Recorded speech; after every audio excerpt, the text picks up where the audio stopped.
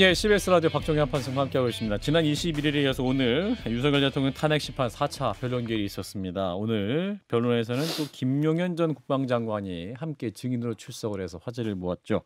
자, 국회 탄핵소추위원단에 계시죠. 더불어민주당 박범계 의원님 모시고 말씀 나누겠습니다. 의원님 어서 오십시오. 네, 안녕하세요. 오랜만입니다. 예, 두 분도 인사 나눠주시고. 네, 안녕하세요. 안녕하세요. 오랜만. 예, 오늘 또 재판 현장에도 갔다 오셨기 때문에 네. 생생한 이야기 전해주실 것 같은데 일단 현장 영상이 준비돼 있어서 그걸 짧게 보고 이어가겠습니다.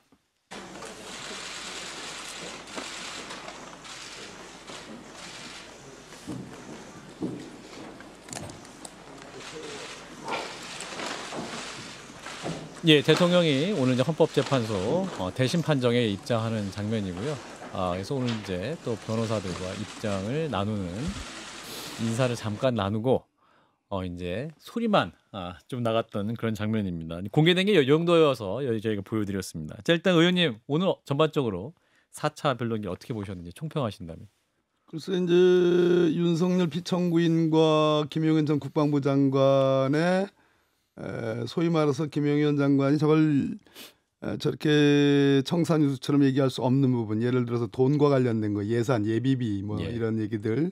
제가 이제 국방위에서 경험을 뭐 수차해봤기 때문에 이분은 법규, 법과 돈 이거에 대해서는 잘 정통하지 않습니다. 작전통이기 때문에.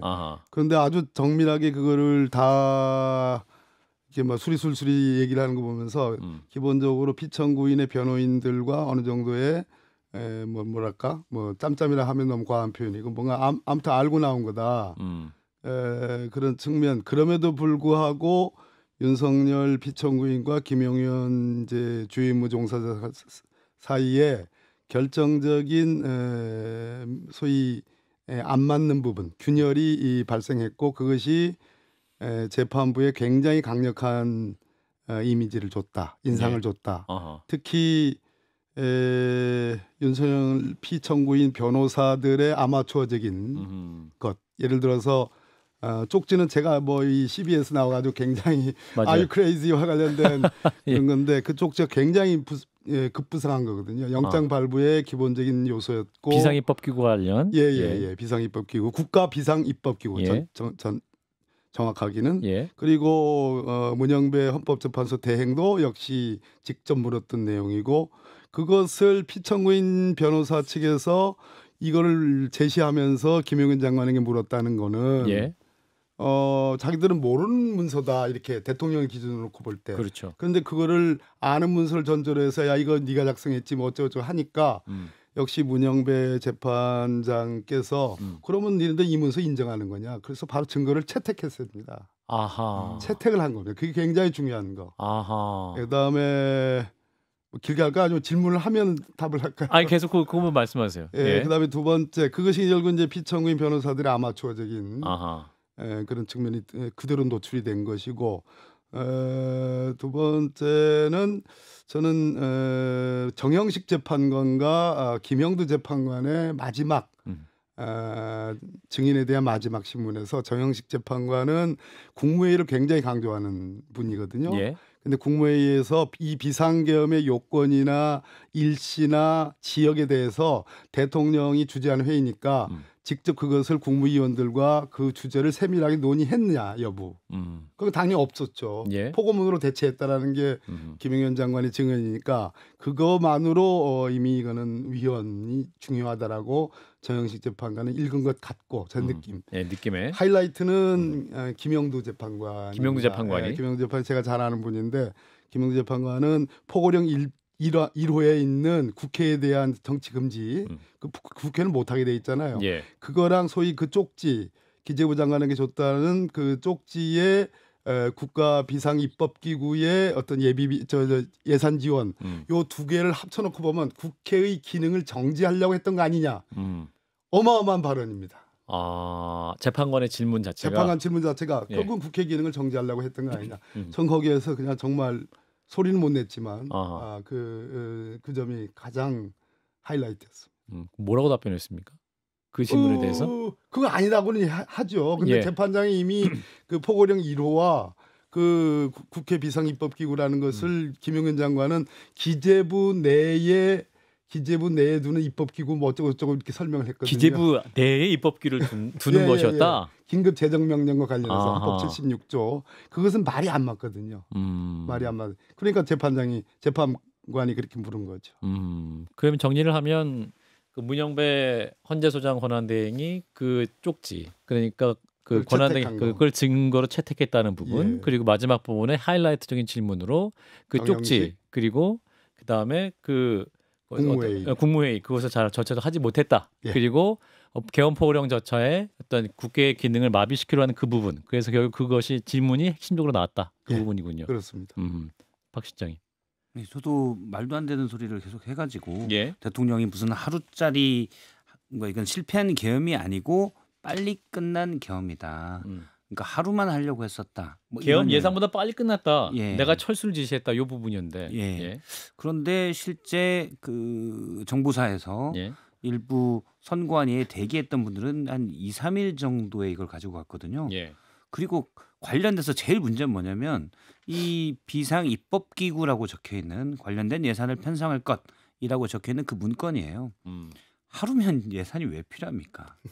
계엄에 대한 충분한 예산을 확보할 것 첫 문장이 그거거든요. 아하. 이거랑 정확히 배치되는 거예요. 그래서 대통령의 말은 그냥 이 상황을 모면하기 위한 되는 대로 둘러대는 거다라고밖에 할 얘기가 없습니다. 예. 실제로 윤석열 피청구인은 하루짜리 계엄이라고 했거든요. 예. 그렇게 예상을 했다 그랬는데 주신문 즉 피청구인 변호사의 질문에는 하루짜리라고 얘기했지만 나중에 이제 이쪽에 국회 소추인 쪽에 반대 신문이 있고 막 이렇게 공방에 오가면서 2, 3일은 간다고 봤다라고 김용현 증인이 얘기했거든요. 예. 그러니까 그것만으로도 포고령을 누가 작성했냐, 뭐 수정을 했냐 안 했냐와 예. 관련된 균열 플러스 이제 2차 균열이 오늘 발생한 거죠. 대통령 하루, 김용현은 2, 3일. 지금 우리 박성태 의원 말씀하신 것처럼 하루짜리 같으면은 무슨 기재부 내 비상입법 기구를 뭐 만들고 만드냐. 무슨 충분한 예산을 확보하라는 얘기가 말이 안 되는 거죠. 예, 그 초반에 중요한 장면이 있었는데 대통령 측 신문이 있었고 이제 국회 측 소추위원단이 반대 신문을 해야 되는데 네네네. 김용인 전 장관 측이 거부를 했다가 정회가 됐잖아요. 굉장한 해프닝이죠. 그때 이제 언론에 나온 거는 당시 재판관이 굉장히 좀 당황하면서 네. 문영배 재판관이 이런 식의 재판하면 통상적으로는 증거가 신빙성이 저하되는 이러한 행위다라고 발언을 했다가 오늘 실제 상황은 어땠습니까? 그 점에 대한 이제 두 가지 점인데요. 일단 윤석열 피청구인이 이 탄핵 재판에 대해서 자기 입장을 분명히 아직 못 정했다. 그래서 왔다리 갔다리 한다는 측면이 있는 거고요. 예, 두 번째 김용현 측도 마찬가지로 예, 우두머리가 그러니까 김용현의 증인도 결국은 왔다리 갔다리 즉 주신문에는 응하면서 반대 신문인 국회 측의 신문에 응하지 않겠다고 그러면 문영배 재판장이 적절히 지적했듯이 그러면 주신문에서 네가 답변한 내용도 우리를 설득할 수 없다. 믿을 수가 없다. 예, 이러고 나서 마지못해 이제 응했고. 반대 신문에 응한 거거든요. 예, 그러니까 그 측면 자체가 굉장히 기술적 소위 법 기술적 결함을 드러낸 거고 예, 지금 한 몸 아니겠습니까? 예. 피청구인 윤석열과 국방부 장관 전 국방부 장관 김용현은 한 몸인 건데 예. 이 양측 변호인 사이에 무슨 뭐 짬짬이가 있었는지 없었는지는 모르지만 예. 전체적인 대통령 입장의 주조가 예. 아직 입장이 확정이 안 됐기 때문에 예. 결국은 김용현도 왔다 갔다 하는 거다. 그 주조는 뭐냐? 한반도로 얘기하면 경고성 계엄이다라고 그냥 퉁치고 갈 건지 아니면 반국가 세력인 야당이 지배하는 국회를 정말로 처절하게 진짜 병력을 동원해서 밟아야 되는 그러한 것을 부각시켜서 지지자들에게 어필할 건지 이 두 가지의 이중적자에 지금 헤매고 있는 거죠. 제가 아직 뭐 다른 방송에 나가서 얘기한 겁니다. 그러니까 전략적으로 지금 뭔가 명확하게 정해진 게 없는 것 같다. 예. 자, 그리고 이제 대통령 측 신문에서 김용현 전 장관이 본인이 쪽지를 관사에서 워드로 작성했다. 실무자를 통해서 최상목 당시 기재부 장관과 전달했다. 이렇게 답변했는데 그럼 이거는 본인이 썼다, 본인이 끌어안겠다 이런 전략입니까? 대통령 안 했다? 그러니까 거기서 끝났으면 그러고 예. 나서 이제 국회 소추인 측의 반대 신문에 끝까지 딱 버티고 예. 할 수 있습니다. 이거 뭐 불과 뭐 이 2시간짜리 예. 증인 신문이거든요. 예. 검찰이 조사 받으러 가면 14시간씩 조사 받잖아요. 예. 버틸 수도 있는데 자기가 워드 쳐가지고 자기 노트북에서 만든 거라는데 결국은 대통령의 지침이라는 것도 인정을 했고 오늘. 아하. 또 하나는 그냥 한 장짜리가 아니고 예. 외교부 장관, 국정원장, 예. 또 뭐 행안부 장관, 무슨 예. 뭐 경찰청장 등의 6 내지 7장. 그러니까 8이라고 써 있잖아요. 8이라고 써. 그 누굽니까 최상목 대행에게는 8페이지라고 적혀 있었기 때문에 그렇게 팔자가 분명히 써져 있었잖아요. 예. 결국은 이것이 시리즈물로 만들어 놓은 거라면 예. 하루짜리 계엄이라는 게 설득이 안 되는 거잖아요. 그러니까 그것도 역시 대통령 피청구인 측과 균열이 생긴 거죠. 그렇군요. 자, 그러면 이렇게 또 발언이 엇갈리고 있다면 재판관은 어떻게 통상적으로 판단을 합니까? 지금 이제 당초 2월 4일까지 변론 기일을 잡았고 2월 4일까지의 증인 신문 기일을 잡았는데 지난 기일 때 지난 변론 기일 때 6일, 11일, 13일까지 추가로 세 기일을 넣었어요. 예. 넣어가지고 피청구인 윤석열 쪽에서 증인으로 신청한 사람들이 한 24명쯤 되는데 예. 그중에 2사람만 채택을 했습니다. 아. 오늘도 추가로 채택한 사람은 없어요. 아하. 2사람이 박춘섭 지금 대통령 경제수석과 이상민 전 행안부 장관이에요. 예. 이 사람들을 2월 6일, 11일, 13일 중에 예. 13일까지 넣은 게 아니라 6일과 11일에 배치를 했습니다. 예.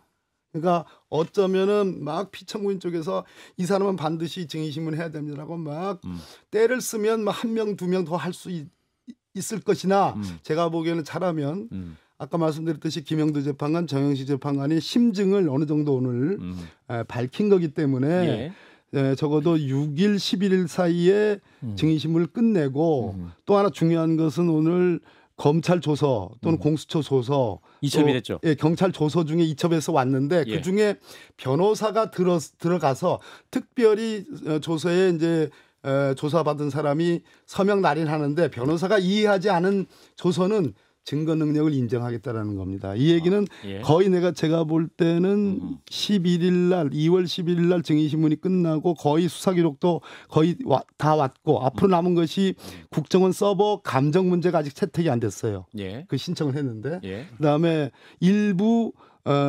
국정원과 선관위에서 소위 부정선거 의혹을 제기하는 서류들이 다 왔습니다. 일부는. 예. 예. 그중에 국정원 문서는 지금 비밀 취급 인가가 아직 안 돼서 2급 비밀이거든요. 예. 그 부분만 아직 남아 있어서 전반적으로 2월 11일 정도면 어느 정도 가닥을 잡는 거 아니냐.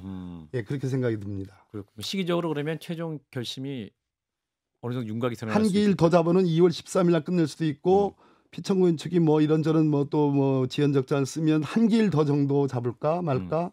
그러면 2말 3초로 2월 말 3월 초로 예상하는 변론 종결 혹은 선고가 가능하지 않을까 하는 정도의 예측은 해봅니다. 예.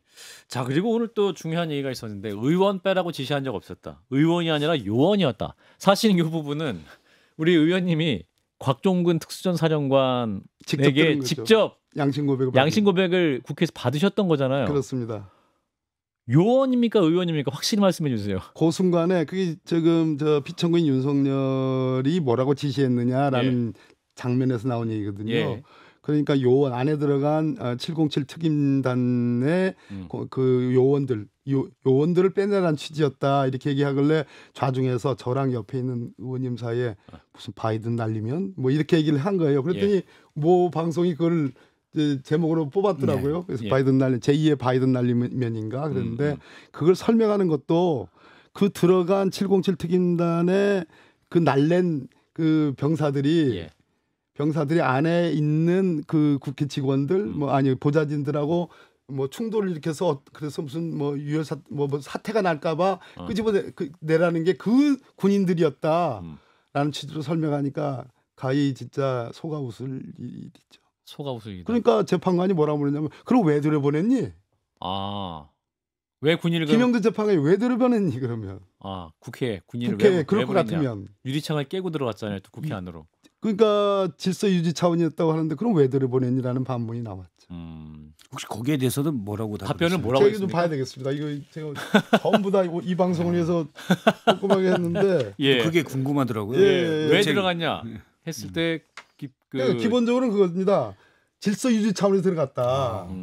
그래서 질서 유지가 도대체 뭐냐 안 들어갔으면 거기서 질서가 어지럽힐 일이 없잖아요. 누가 그렇죠. 대항하고 정할 일이 없는데 결국 유리창 깨고 들어갔기 때문에 보좌진들 누군지 다 저를 압니다. 그 보좌진들이 그 분말기 가지고도 이렇게 하고 저항을 한 소화기, 거예요. 예. 그럼 왜 갔니?라는 질문에 답을 못 하는 거죠. 그냥 질서유지 차원이었다라는 답에는 없는 거죠. 자, 이재용 의원님도. 뭐 말씀 잘 들었습니다. 네. 진짜 드릴 말씀이 별로 없어요. 예. 저는 뭐 윤석열 대통령의 계엄에 관련해서는 예. 뭐 잘못됐다고 생각하는 사람인데 이 생각은 좀 드네요.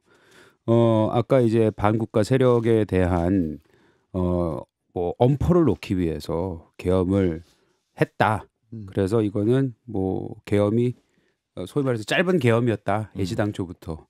그런 거 치고는 준비를 너무 많이 하셨어요. 지금 이제 재판에서 나오고 계속해서 증인들이 하는 얘기를 들어보면 그래서 대통령께서 지금 나와서 하는 저 모습을 보면서 지지자들은 굉장히 뭐 좋아하거나 그걸로 결집할 수는 있을 것 같긴 한데 예. 전반적으로 어느 한 순간에는 대통령이 이번은 진짜 잘못했고 이 부분에 대해서 국민이 우리를 포함해서 다 판단을 할 거라고 생각하고 있습니다. 예. 그리고 이제 그 포고령 안에 그 이제 아까 참 예. 그 왜 들어갔니 그러면 군대를 왜 들어갔니? 예, 이거는 김영두 재판관이 아니고 정영두 재판관께서 네. 질서유지 목적이면 왜 들어갔나 이 질문을 했습니다. 아주 예. 급소를 찌르는 질문이었고 아까 국무회의에서 구체적으로 대통령이 주재하면서 계엄 요건에 해당하며 어디에 해당하며 언제 어느 지역을 하는 얘기를 구체적으로 설명했느냐라는 것도 예. 역시 킬러 문항이었고 예. 아까 말씀드렸듯이 김영두 재판관이 결국 포고령 1호하고 그 쪽지 기재부 장관에게 줬던 쪽지를 비교해 보면 결국 국회 기능을 정지시키기 위한 거 아니었냐는 질문도 정말 킬러 문항이었죠. 김형두, 정영식 재판관 두 분의 질문이 되게 중요했다라는 건데. 자, 그리고 이제 김용현 전 장관은 오늘 발언 중에 주목할 게 이거였어요. 부정선거였는데 사실 대통령도 이제 부정선거 우리의 선거 시스템을 좀 봐야 될 점검할 필요가 팩트 확인을 위해서 그랬죠. 보냈다 이런 발언을 했었고 오늘 김용현 전 장관은 부정선거 의혹 많지만 확인된 건 없다 그렇습니다. 이렇게 얘기했지 않았습니까? 예. 그럼 이분이 부정선거 없다는 거 확인해 준 거 아니에요? 사실은 의혹은 많지만 확인된 건 없다라고 얘기했으니까 확인된 팩트는 정확히 없다는 걸 말한 것이 아니 다시 물을 수 있을 것 같은데. 그러니까 결국은 확인이 돼서 이게 이제 윤비나 대령이라고 있습니다. 예. 방첩사 윤비나 예. 법무관인데 그 방첩사령관이 여인영이잖아요. 예. 여인영이 출동을 지시하니까 안 됩니다. 구체적 혐의 없이 어떻게 들어갑니까? 이렇게 했거든요. 예. 그 얘기랑 같은 얘기입니다. 결국 혐의 확인은 안 됐다라는 게 오늘 김영현 장관 입에서 나온 거고 예. 오늘 제가 또 굉장히 아주 의미심장하게 인상적으로 들었던 내용은 예. 계엄의 사전 준비를 위해서 꽤 오래전부터 준비를 했는데 11월 24일자에 대통령과 이 김용현 장관을 포함한 사령관들의 모임이 있었는데 예. 이렇게 표현했습니다. 있는 그대로 얘기합니다. 감정 기복이 심하다 대통령이 연상되시죠? 그 다음 날은 또 이상 없이 임무를 수행한다. 대통령 업무를 수행한다. 예. 그러면 이 얘기는 서로 반어적인 얘기인데 그 다음 날은 이상 없이 업무를 수행한다는 얘기는 그 전날에 감정 기복이 심하다는 정도가 어느 정도인가 상상하기 어려울 정도라는 걸 느낄 수 있죠. 저는 그것이 굉장히 인상적이었어요. 그러니까 이상 없이 하는 날도 있지만 이상 있게 업무를 수행하는 날도 있었다는 얘기는요. 그런 경우도 두 가지 용어가 있었다는 것이네요. 그리고 적어도 화를 낼 때는 그 정도가 아닌가라는. 제가 들은 얘기 중에 하나는 예. 대통령이 한번 경로를 했는데 예. 술자리가 있었고요. 예. 거기 있던 보통 그런 자리에는 이 대통령이 가는 모든 회의나 이런 자리에는 기록을 하는 분들이 들어가 있거든요. 예. 그분이 울면서 뛰쳐나왔다. 아. 그 상황이 너무 놀라서 아하. 그런 얘기도 들었었습니다. 아하. 보통의 성정은 아니다라는 거죠. 아. 그러니까 앞서 이제 말씀하신 고날일 것 같아요. 그런 날. 네. 그리고 이제 정상적으로 고가 어려웠던 수위가 날. 좀 낮은 날이 일반적인 날이겠죠. 자, 그리고 오늘 그 포고령의 4번이었죠. 그 의료 전공의들 이틀 안으로 48시간 안에 복귀하지 않으면 처단하겠다 그 문구가 있었는데 그 문구를 대통령 본인 넣지 않았고 웃으면서 이거 넣었어? 왜 넣었어? 하고 질문을 했다고 대통령이 말했다는 그 부분이 있었는데 그게 어떻게 아니요. 정확하게 얘기는 정확히. 대통령의 예. 일부 자백 진술이 오늘 나온 겁니다. 어떻게 나왔습니까? 이 포고령 1호 아까 예. 그 국회 지방의회 등의 정치활동 금지 규정 과 함께 이 전공의들에 대한 규제 조항 들어가 있는 거 있잖아요. 예. 그때 대통령이 뭐라고 김용현 장관한테 신문했냐면 직접 이게 다 상위 법규에 위배된다. 예. 그렇지만 뭐 오래 할 것도 아니고 집행 가능성이 거의 없으니까 예. 그냥 놔둡시다 하고 웃었다는 거예요. 아, 자백 진술에 가깝습니다. 아 그렇군요. 아, 그러니까 그걸 확인하고 이재용 아, 그러니까 아직 예. 제가 볼 때 이걸 철저하게 부인해서 소수의 자기 지지 세력한테 어필하고 나는 고난받는 대통령으로서 직무가 정지됐고 내가 설사 탄핵 재판이 되더라도 나는 제기한다. 끝까지 싸워달라라는 그런 입장과 예. 반대로 이거는 그냥 해프닝이야. 그냥 경고성. 국민에게 알리기 위한 차원이야. 예. 그래서 병력도 최소한이야. 그리고 즉시 철수하라고 그랬어. 예. 이 두 가지 사이에서 예. 입장을 못 정한 거예요. 그러니까 첫째 나갔을 때는 부정선거가 너무 심각해서 확인하기 위해서 할 수밖에 없었다라는 것이었고 그랬죠. 정말 심각한 민주주의 체제 위기였다. 그랬죠. 오늘은 또 그게 아니라 그냥 경고성 계엄이었고 그랬죠. 그냥 내가 나오라고 그랬다. 예, 그랬죠. 그렇군요. 자, 그래서 이제 오늘 했더니 공수처 얘기로 넘어가 보면 이제 내란 혐의 형사 사건 기록을 검찰로 송부를 했습니다. 그러면서 이제 검찰에 기소를 요청한 상황인데 이제 공수처 조사에는 이제 대통령이 이제 전혀 응하지 않은 상황. 검찰로 이첩이 되면 검찰에는 나갈까요? 응할까요? 검찰 수사에는? 윤석열이라는 분의 그 특성을 결국은 공수처는 기본적으로 처음에 경찰 국수본, 경찰 국수본 그다음에 검찰의 특수본, 그다음에 나중에 이제 공수처가 뛰어들면서 공조본, 뭐 이름도 많죠. 예. 그러다가 경찰이 제일 먼저 윤석열 내란 수계 사건을 이첩을 했고 공수처로, 그다음에 검찰이 이첩을 했잖아요. 예.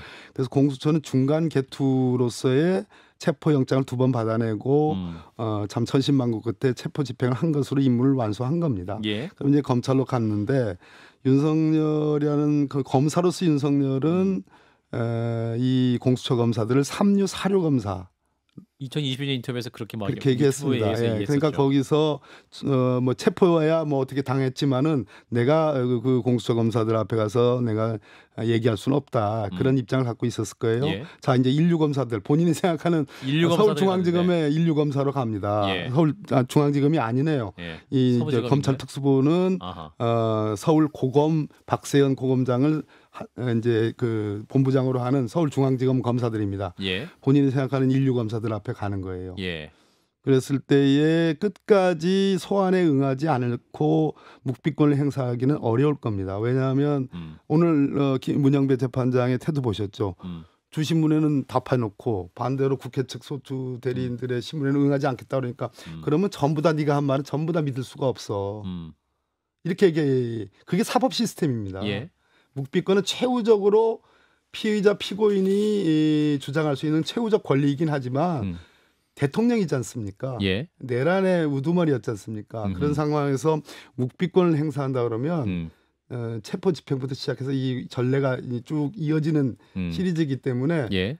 판사들이 안 좋아하죠. 그리고 굉장히 불리하게 작용하죠. 그래서 내란 이제 수사권 문제 굉장히 중요하지 않습니까? 예. 근데 공수처도 없다. 또 사실상 검찰도 없다. 경찰이 수사할 수 있는 건데 이제 기소는 검찰만이 할 수 있기 때문에 이 부분도 역시 또 대통령 측에서 문제를 삼을 수 있고 결국은 특검만이 답이었다. 이런 답이 또 다시 나올 수밖에 없을 것 같은데 그럼에도 불구하고 그럼 검찰 수사는 제대로 진행될 수 있을 가능성이 높다? 현재로서는 검찰이 청구했던 최초의 김용현 장관에 대한 그 영장이 발부할 때 1차 수사권을 예.